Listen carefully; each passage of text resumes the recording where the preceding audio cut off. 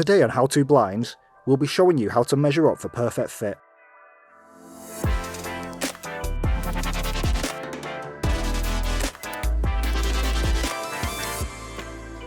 First, we need to check if there's any obstructions around the window.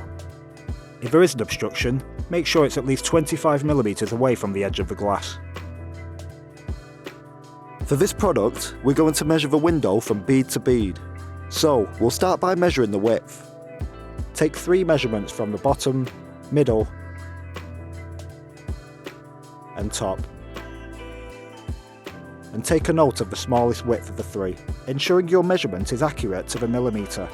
Now we'll do the same for the height, once again measuring from bead to bead. Measure 3 points from the left, middle, and right. And take a note of the smallest measurement of the 3.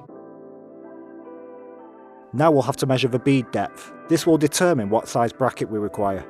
Using a credit card as a guide, take a note of the measurement from the glass to the edge of the card. This is your bead depth. Now we can do the same for the top window, taking note of the narrowest width, narrowest height, and the bead depth. And that's how to measure your perfect fit blind. Thanks for watching, and remember to like and subscribe for more on How To Blinds.